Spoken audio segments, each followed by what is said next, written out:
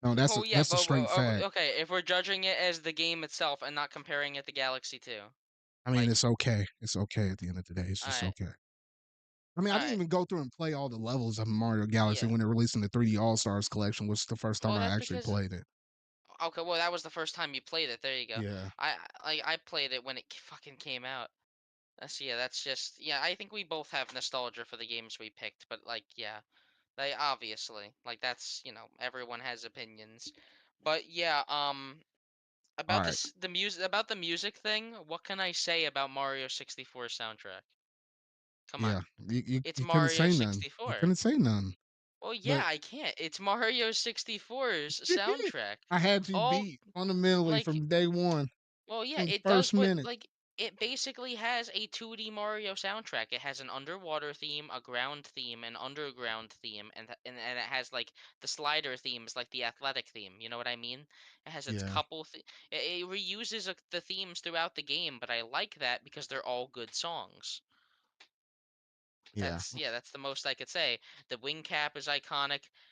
Vanish cap, they were just they didn't make a unique theme for it, but whatever. Alrighty. Well, that's gonna basically do it in terms of debate right now. So now I am gonna drop the whole thing right now. And so now you're actually able to go through and view this via on my community page right now. So you can actually go over there and click on whichever one that you think is the one that's actually deserving of the pick based on the conversations that we managed to have up within this podcast episode right there. I'm just saying. So obviously you had me representing Super Mario 64. You have Steven over there trying to rep Mario Galaxy. It's weird with these YouTube polls because I guess they never technically end, but by the time we start the next podcast episode, which is 2 weeks from now, then I'll just take a look at it and then we'll just end it right there. Though, so we'll talk about the winner in the next episode and do a whole nother round of debates. We'll change the rules up a little bit though, but I think what I got right here going, I think it's going to be pretty fun. Nice little addition here to the podcast though. So yeah, if you happen to be one of my people listening on an audio podcast server, like if you're on like on the Spotify or Amazon Music or Apple Podcast stuff, it'll be the link to it will be down in the show notes below. If you happen to be watching this live here on the YouTube side of things, I just dropped a little link over there in the live chat, and I'll go ahead and drop something down in the comment section down below once we're done live with the podcast. It might be done live by the time you're actually sitting down and watching this retroactively, though. But all right, so that is going to basically do it for the debate right here. We'll keep you updated on the winner in the next episodes. You got something to actually look forward to. But Steven, I think that basically does it for all of our Mario related stuff. Quite a bit of Mario stuff today, though. And it looks like we're actually running a little bit over on time, though. I It thought we are is gonna have Mario time Day. thought we're gonna have time on the other two segments, like what we've been playing, but we'll have to save that for the next time, though. Well, that's perfectly fine. Like, I don't I yeah, I let's be honest, we didn't really play much else that we didn't play. We played what we played last time anyway, I bet. Yeah, pretty Yeah. much. All Um right. Well, I don't that's have gonna much I don't I'll just say I don't have much to say about it, but Kung Fu Panda 4 was a good movie, not great, just good. and whatever you do, do not watch Oppenheimer, whatever that stinking movie is. I It watched won that with my I family. think I hated that movie. Holy shoot. I literally that's skill issue. But now it's no. not no skill issue. I was watching it and I was thinking maybe it was gonna be a little bit of actiony or whatever. It's just a huge history lesson thing. And it's not like There's no it's not like I hadn't heard of the history of, with the world wars and the atomic bombs and stuff like that though. But the way how this movie was handled, that first 20 minutes, I was like, I'm sorry. I'm like, I'm out. I literally what's walked away from that movie. I Well, was like, I'm they done. had to. Well, I don't know. They had to set up everything. It was trying to be its own solo story, and I think Yeesh. it's a great. I think it's a great educational piece, and I think that It's good I for don't think. education. I ain't gonna deny it for that. But like, Well, yeah, it's.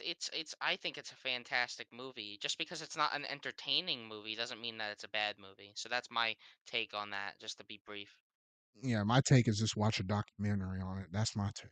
Well, that But is you could view it as a documentary almost. It's a drama slash No, documentary I is mean, what I I'd rather view have it a as. voiceover and some pictures. Like, I'd rather watch that. Oh, Anyway, it's a movie. It is picture. It's a no, moving picture. no, I said a voiceover and straight pictures, like slideshow, not an actual movie Yeah, movie. I I think don't it's know. I more just didn't like the interesting way to how this one was immerse you handled. into it. I don't Yeah, I don't know. know. It's your opinion, but I think it's. I personally think it's better just to immerse you into it, like this movie did, Mm. rather than just be like talking. Someone talking about history for 90 minutes, or what? Someone talking about history for 3 hours would be much less No, no. interesting. Oh, But heck yeah, no. That's too long. and my favorite thing about Oppenheimer, which you might not have known when watching it, is everything was practical effects. They actually made a big explosion in the desert for that Yeah, movie. I know, but Like they when blew they up a compare real it to the ship. original Yeah, one, but yeah. and they built like an actual Los Alamos set and all that. No, but yeah, that's certainly an opinion to have. I disagree, but whatever. All right. Well, I think we talked and rambled long enough, though. But yeah, that's going to basically do it in terms of my Zarcast episode 74. So if you really like this, make sure you're going to hit that like button. Go ahead and hit that subscribe button and that bell to stay up to date on all things video game related. I feel like talking about and discussing. If you happen to be one of my listeners, I'd be listening to this via audio, via you can listen to it via Amazon Music, Apple Music, Google Podcasts, YouTube Music. Google Podcasts is moving to YouTube Music. Literally, I think I'll have one more episode I can do that I'll post to the Google Podcast before Google shuts that thing down. So it's just gonna be via YouTube Music in the future, though. And then you can even listen to me on places like iHeartRadio and all that stuff, though. So all the good places where you can listen to me on any one of those things you happen to choose as your preference. Just hit the like button, share a little review if it allows you to do it. Just let us know, let people know that we're just a couple of dudes talking about pop culture and gaming stuff, though. In the just the week to week stuff, whatever we find interesting, we just kind of share our thoughts with all y'all. But that's gonna do it for this episode, though. So remember, y'all, until whatever video I make next, until my next Zarcast episode 75, make sure to go ahead and vote in that community poll because gosh dang it, you know I won very well that stinking direct right there with the whole entire debate right there. Y'all, you and your mama probably know both. And Mario 64 is better than some silly old Mario Galaxy. I Mario leave it right Galaxy's there. better. Get ratioed. Get And ratioed. Get ratioed. rest in peace to my boy over there, Toriyama over there. All right, man. This podcast Rest in episode was peace. for you, man. All right, we'll catch you on the next one. So peace.